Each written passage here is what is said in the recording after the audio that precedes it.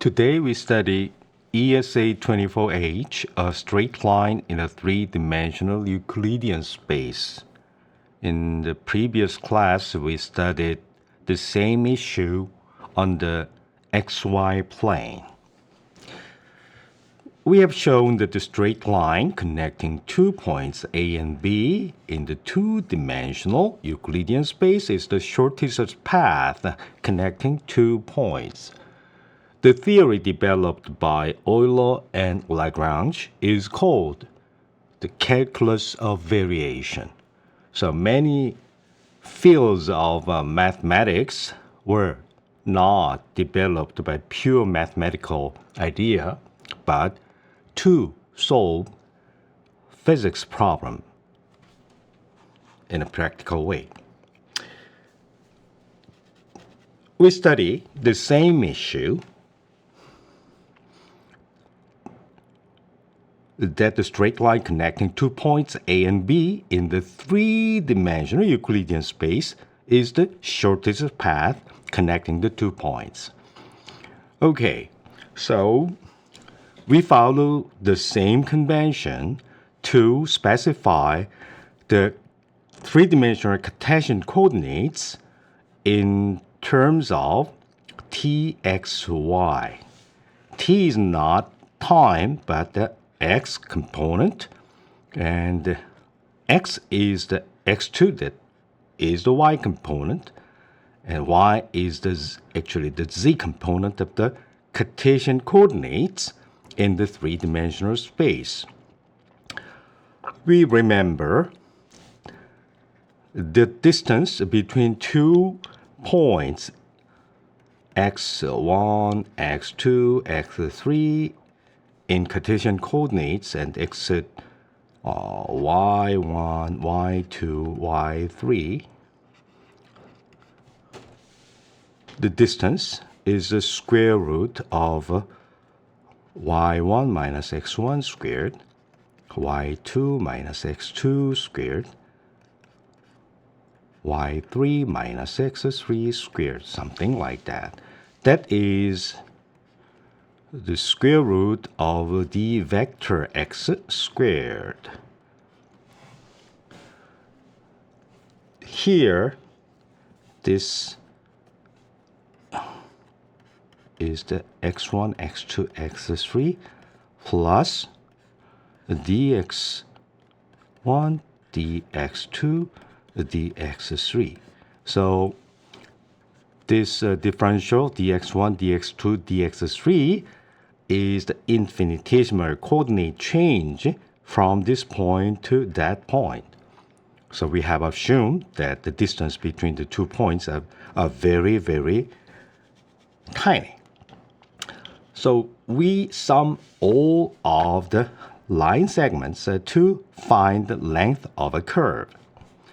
This is a curve C connecting the starting point A and endpoint B in three-dimensional space. So this very tiny distance of a line segment, infinitesimal line segment on the path is this. We factor the t out.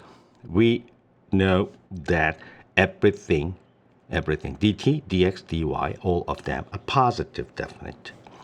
Assuming the coordinates of, if we choose a three-dimensional Cartesian coordinate system such that the x coordinate, y coordinate, z coordinates of B are all greater than those of the starting point A. Now, after dt has been factored out of the square root, then this becomes 1 plus dx over dt squared and dy over dt squared. So for simplicity, we have replaced this one to be x dot squared and this one to be y dot squared. So we vary the path from the shortest path C to C prime with x of t and y of t and t. This is the general three-dimensional coordinates for a single point on the path, and assume that C is the shortest path. We do not assume that this shortest path is the straight line connecting A and B, but assume that this is the shortest path, and we vary this path, keeping the starting and end point the same. And the change, there is no change from the starting point to end point for the x-coordinate. The y-coordinate is varied from this to another. That is xt plus the delta x. And the z-coordinate, that is y, represented y, because we have replaced the x-coordinate to be t. The variation from the shortest path to another path whose length from A to B is longer than that of C is y plus delta y of t. All right, the S is the total length of the line segment, sum of the infinitesimal line segments, but that is actually the length of the curve C. So S prime minus S should be the shift in the length of the curve from C to C prime. The variation delta x and delta y should be kept to be 0 at both endpoints. All right, so delta S, the change in the length S of the path from C to C prime is this.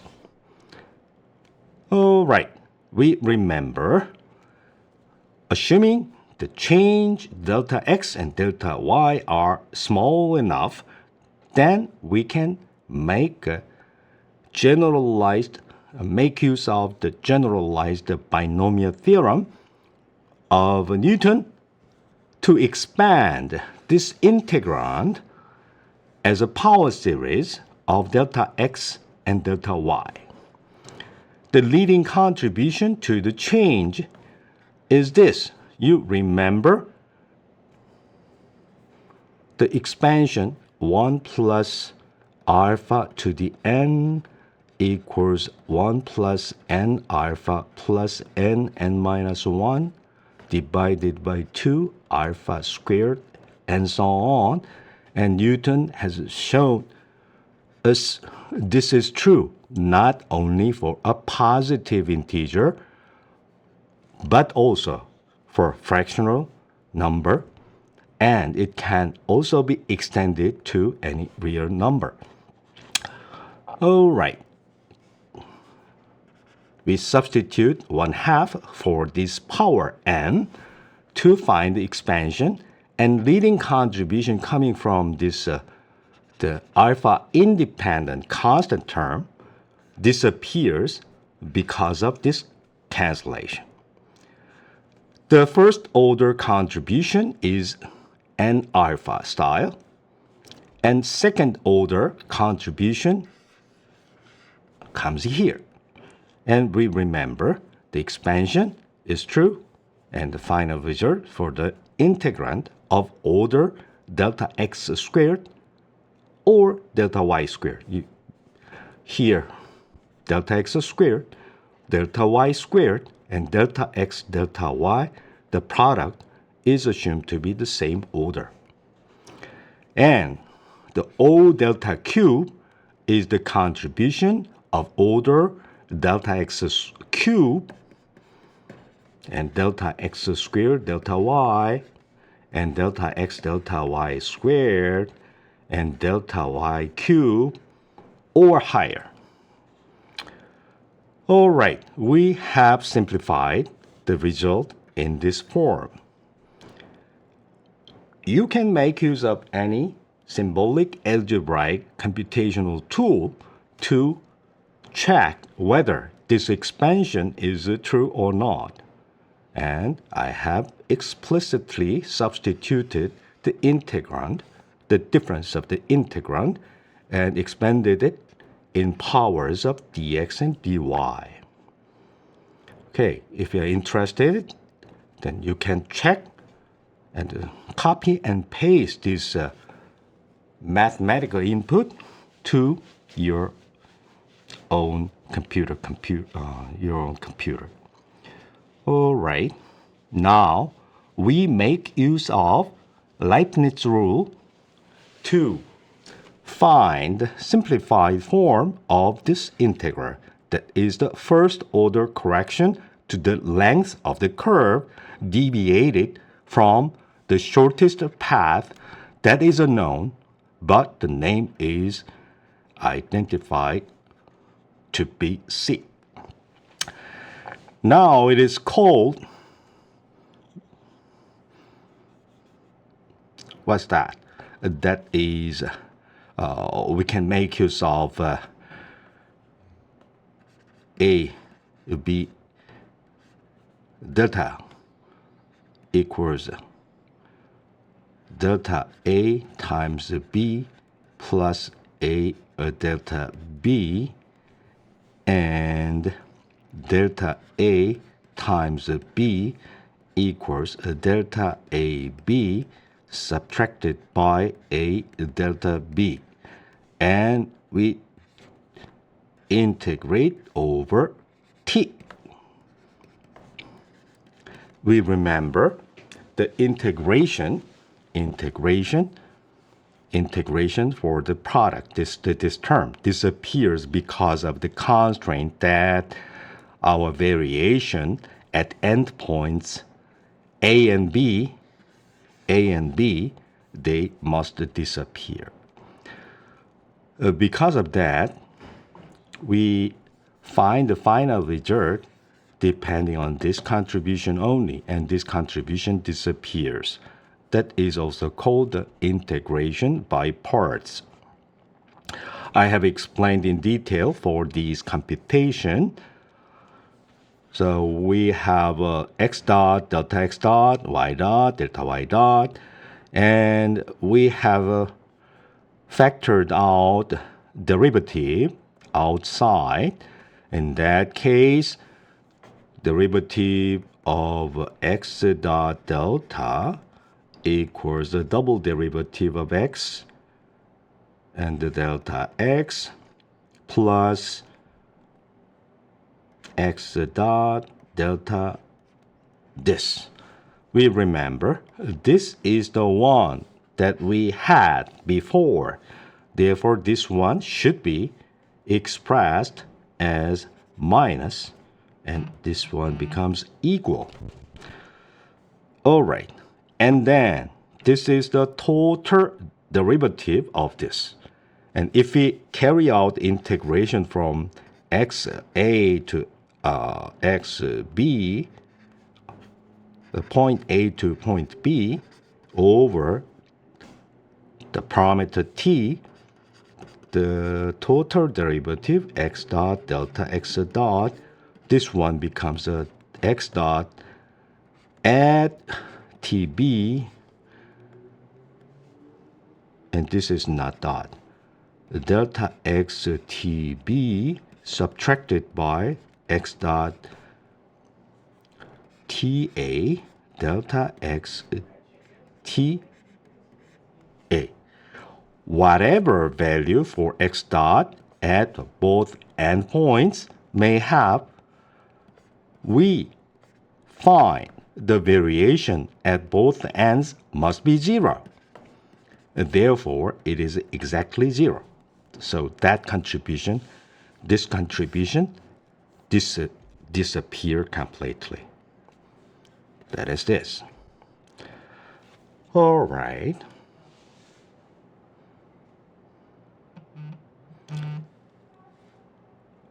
We remember this is an identity. If there is an identity that is satisfied by for any real number, arbitrary real numbers, x and y, then this is true if and only if all of the coefficients are a zero simultaneously. We generalize to this idea to find the solution of our problem. All right. We remember we have additional factor in the denominator. So x dot delta x dot, we consider the first term only 1 plus x dot square plus y dot square. This is the total time derivative of x dot square root 1 plus x dot square plus x dot squared. Subtracted by, we have a delta x here, and just like this, we have delta x and derivative with respect to t and remaining factor that is x dot, this one, over square root 1 plus x dot square plus y dot square equals 0. So our final result is something like integral dt delta x something plus delta y something equals 0. Why? This variation should be 0 if and only if the c is the shortest path or the longest path. So either it is the length of this curve of c is the shortest or longest. But it should not be longest, but it is impossible to find the longest one. Longest path is arbitrary and it diverges to infinity. So we assume it should be a shortest path. That is the first order derivative with respect to this delta must disappear. So if it is disappear for arbitrary delta x and delta y, that are the variation for the y coordinate and z coordinate. This is true just like this identity only if this coefficient vanishes. What are those coefficients? What are those coefficients? That this whole thing, the t derivative of x dot over square root 1 plus x dot squared plus y dot squared, and t derivative of y dot over similar thing. Finally, t derivative of something is 0. That means that something is a constant. T derivative another thing should be 0. That means this y dot over square root 1 plus x dot squared plus y dot squared, that is a constant. The solution of x dot and y dot are straightforward. And this is exactly the same way of computing the solution that we already employed to find the path in the two-dimensional case. Once we replace this constant c squared into c1 squared plus c2 squared. That was used in the previous case for the two-dimensional one. Finally, we arrived at the point x dot squared plus y dot squared is another constant that is completely determined by this unknown constant c1 and c2. You know, sum of squares is a constant. Then we factor this out as a positive number, then square root something cosine and sine. then you know sine, cosine squared alpha plus sine squared alpha equals 1, whatever real number alpha you may have. As a result, x dot, y dot, they are some constants. X dot, y dot are constant, so we can consider tx, y, and delta x over delta t is a constant, and the delta y over delta t is constant. That means change in the x-coordinate, actually this is y, x2, and x3, x1. We vary x1, then the change in x2 is proportional to the change in x1. And the case is the same for the z component too. That means all of the three Cartesian components change linearly. They are all proportional to each other. That parameterization is simply can be obtained by this simple parameterization you must have learned in middle school. Therefore, the straight line is either the maximum or minimum in the length of the curve connecting A and B. Actually, it is trivial to identify it is to be the shortest path, but we had a stupid way to confirm by computing this variation to order delta squared. We remember this order delta contribution becomes exactly 0 when it is an extremum. It is whether shortest or longest. Next step, we compute the order delta squared, and we can find it is completely the sum of squared numbers. Sum of squared numbers must not be negative. So it equals to 0 or greater than 0. As a final result, we have complete the proof that the shortest path connecting A and B in the three-dimensional Euclidean space is a straight line. And this method that we have applied is called calculus of variation. And calculus of variation is a very useful tool to find the minimum value of a functional. A functional is called function of a function because the path can be expressed as a txt and yt, and these coordinate dependence of the path is a kind of function.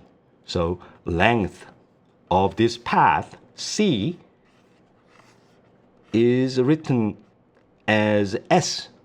That is a functional. Okay, please remember that this calculus of variation was not developed to find a mathematical solution, a mathematical problem. Sure, it is a mathematical problem, but what is the origin? To find physics problem. Please remember.